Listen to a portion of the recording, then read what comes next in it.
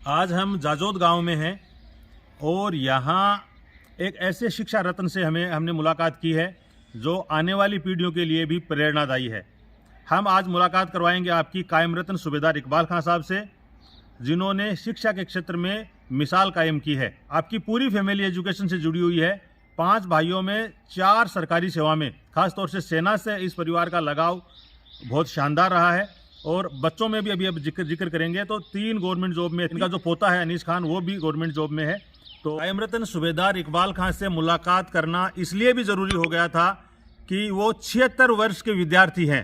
हाल ही में उर्दू का MA उर्दू का जो रिजल्ट आया उसमें जो स्टूडेंट्स पास हुए हैं उसमें एक नाम 76 साल के विद्यार्थी कायम रत्न सूबेदार इकबाल खां का भी है।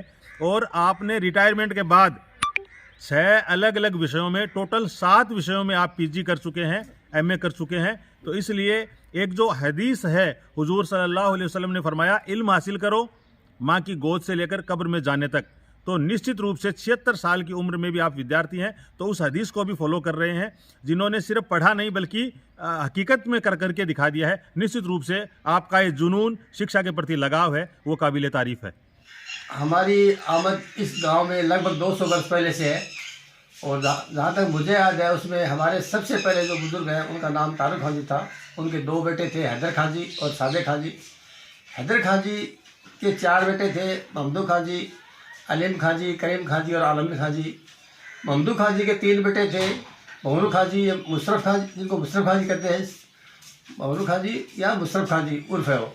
और उसके बाद में मुकारब खां जी और सुल्तान खां जी।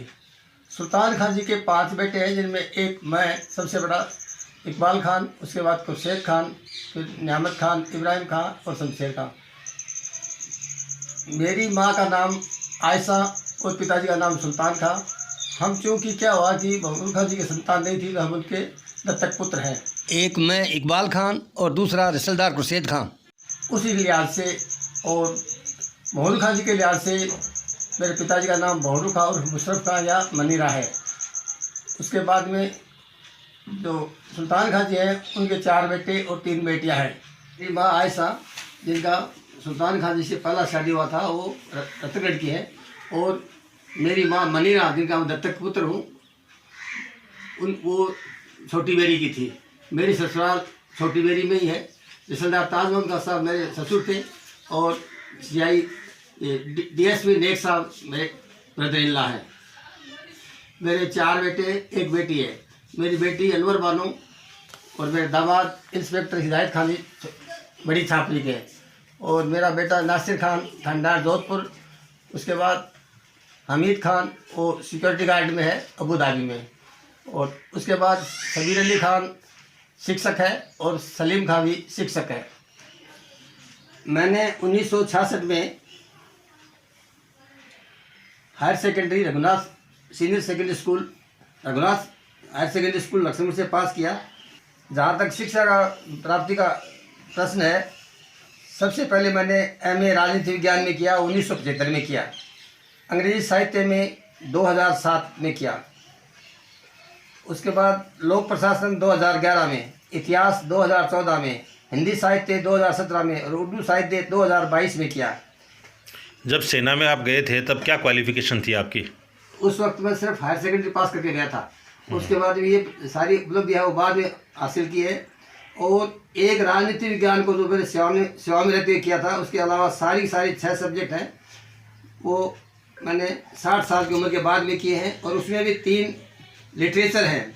उसके बाद मैंने जब समाज शास्त्र किया तो मेरा बेटा सलीम खां समाज शास्त्र, हम एक ही परीक्षा में बैठे। सूबेदार साहब, पढ़ने लिखने की उम्र होती है, आपने सर्विस कर ली, रिटायरमेंट आपका हो गया, कहाँ से ये मन में आया कि आपको ये एजुकेशन है ये कंटिन्यू रखनी चाहिए? शिक्षा का हमेशा से ही है वो महत्व रहा है और मान सम्मान मिला है। उसके अलावा लोग अमूमन कहा करते थे कि पढ़ाई का सबसे ज़्यादा कीमत है तो आप पढ़ाई करो। तो यही देख करके मैंने अपने साथ वाले साथियों से भी यही सीखा कि पढ़ाई की बहुत कीमत है और पढ़ाई पढ़ने से ही हम समाज का, व्यक्ति का, परिवार का विकास हो सकता है। इसलिए मैंने लगातार पढ़ाई में पढ़ता रहा और अपने बच्चों को भी पढ़ाता रहा। और उसके बाद शैक्षणिक संस्थाओं से जुड़ा भी रहा और उनमें भी मुझे काम करने का मौका मिला और बहुत ही मान सम्मान मिला। इससे उत्साहित होकर के और मैंने पढ़ाई हमेशा जारी रखी है। सेना के अलावा सर्विसेज कहाँ कहाँ किया आपने? मैं 26 साल तक सेना में सर्विस किया। रिटायरमेंट के बाद में मैं 5 साल तक कायम खानी महासभा की समाज सुधार कमेटी के चेयरमैन के तौर पर 1997 से 2002 तक काम किया। उसके बाद में मैं मादरसा मंगलोड़ा जो एक बालिका विद्यालय है उसमें 2002 से 2009 तक हेडमास्टर की ड्यूटी किया। उसके बाद एक साई गणेश मिलिट्री फाउंडेशन है जो लातूर डिस्ट्रिक्ट में है महाराष्ट्र में, वहाँ पर मैंने 2009 से 2020 तक प्रशिक्षक का काम किया और जवानों को फौज में भर्ती होने के लिए उत्साहित किया और उनको बहुतों को सेलेक्ट करने में मदद किया, पढ़ाया, प्रशिक्षण दिया। पढ़ाई में आगे बढ़ते रहना है, पढ़ाई करना है। हर व्यक्ति का, हर समाज का विकास है उस पढ़ाई से हो सकता है। आज दुनिया जिस मुकाम पर है वो सिर्फ समाज की पढ़ाई की वजह से हुआ है। अगर पढ़ाई नहीं होती, शिक्षा नहीं होती तो ये यहाँ तक नहीं पहुँचते। अपने चारों तरफ हम देखते हैं कि जिन लोगों ने शिक्षा के क्षेत्र में बीज बोए उन्होंने शिक्षा के बहुत मीठे फल पाए हैं। और मनुष्य सुसंस्कृत तभी बन सकता है जबकि वो शिक्षित हो, अन्यथा वो एक यहाँ तक कहा गया है कि अनपढ़ आदमी अंधे के बराबर होता है और अंधा मुर्दे के बराबर होता है। तो हम कह सकते हैं कि अनपढ़ आदमी है वो एक मुर्दे के बराबर है, उसकी कोई विचारधारा नहीं होती है, कोई भला बुरा नहीं सोचता है। आपके रोल मॉडल कौन है? आप इतनी अच्छी अच्छी बातें करते हैं, एजुकेशन में आपने कीर्तिमान स्थापित किया है, आप खुद रोल मॉडल हैं, तो आपके भी कोई रोल मॉडल है सुबेदार साहब? इस मामले में जो विचारधारा है उसके हिसाब से हमारे जो राष्ट्रपिता महात्मा गांधी हैं उनको मैं हमेशा सम्माननीय मानता हूं और वो मेरे रोल मॉडल हैं। और शैक्षणिक क्षेत्र में कई किताब उनके बारे में पढ़ा है, सीखा है। तो अपने ये APJ अब्दुल कलाम, उसके पहले हमारे जो राष्ट्रपति थे सर्वपल्ली डॉक्टर राधाकृष्णन, ये सब मेरे रोल मॉडल रहे हैं। आपके बच्चों में 2, 3, 4 में से और 3 बच्चे गवर्नमेंट जॉब में है, पोता भी भारतीय सेना का हिस्सा। पोता है वो राजस्थान पुलिस में है अभी। नाम क्या उनका? थानेदार का बेटा जो अनीस का है वो राजस्थान पुलिस में अभी कोटा में ड्यूटी कर रहा है। और वो सब शिक्षा से ही हुआ है, शिक्षा की बदौलत ही उसका नंबर आया है। उसने कड़ी मेहनत की, फिजिकल भी किया और सेक्शन भी किया। भाइयों में भी है कोई एजुकेशन में या सरकारी जॉब में, क्या उनका क्या रिकॉर्ड रहा है? भाइयों में से मेरे से छोटे भाई है सरदार कुरशेद खान और उसमें आर्मड कोर में थे, 30 साल तक नौकरी करके आए हैं। उसके बाद में कप्तान नियामत खां है, वो ग्रेनेडियर्स में थे, 32 साल नौकरी करके आए हैं। उसके बाद इब्राहिम है कहाँ है वो जो इसमें सऊदी अरब में जो वहाँ की जो एक MES जैसी संस्था है उसमें वो 30 साल तक बहुत बढ़िया शानदार काम करके आए हैं। और एक शमशेर कहाँ है जो हेड कांस्टेबल अभी फिलहाल फतेहपुर में ड्यूटी कर रहे हैं, वो शिक्षा के बतौर ही आज वो हेड कांस्टेबल है। शिक्षा से सम्मान पुरस्कार मिलते रहे लगातार, उसी से मुझे ज़्यादा प्रोत्साहन मिला है और उसी से मैं प्रेरणा वही मेरी प्रेरणा स्रोत बने हैं। सबसे पहले मुझे 2011 में महाराष्ट्र में वहाँ की सरकार से गुरु गौरव सम्मान पुरस्कार मिला। वहाँ के कलेक्टर साहब ने ये देख करके कि उन्होंने जितने बच्चे पढ़े उनकी बहुत ज़्यादा भर्ती हुए तो उन्होंने सम्मान दिया था। उसके बाद में 2015 में मुझे कायम खानी समाज का जो सबसे बड़ा सम्मान है कायम रत्न, वो पुरस्कार मिला। उसके बाद 2017 में जो सीनियर सिटीजन को पुरस्कार मिलता है और सीकर जिला के प्रशासन है उसने एक शिक्षा के बतौर ही मुझे सम्मानित किया, जो हमारे सांसद हैं सुबेदार जी, उनके हाथों से वो सम्मान मुझे मिला।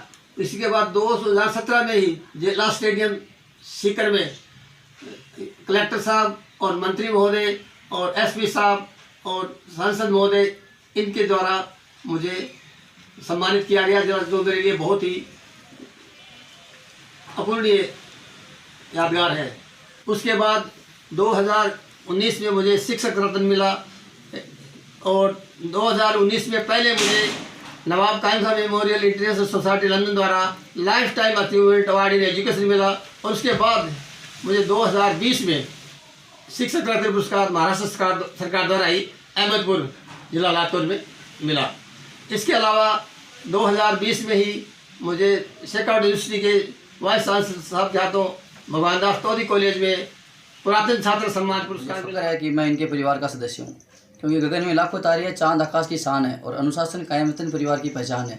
और हम इस परिवार से जुड़े हैं और ये कायम वतन इनको मिला, ये भी हमारे लिए सौभाग्य और फ़ख्र की बात है। पूरे गांव में जो मान सम्मान है उसमें एक नया चार लगे और इसमें इनकी उपलब्धि में साथ में मुझे भी मौका मिला।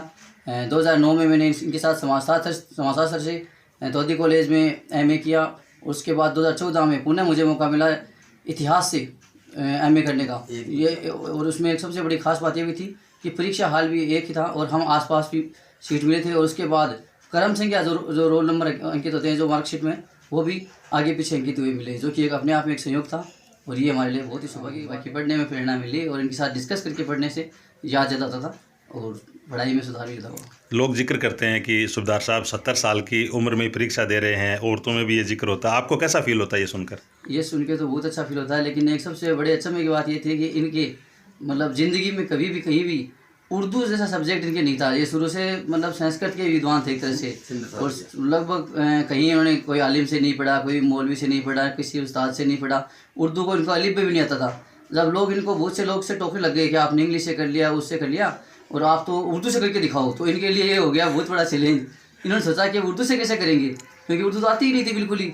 लेकिन उन्होंने उस चैलेंज को एक्सेप्ट किया और यूट्यूब के सारे पूरा अलिफ बे सीखा, पूरा उसमें से जो पढ़ने के लिए अपनी नोटबुक बनाई, उसमें से फिर बीच बीच में पढ़ना शुरू किया।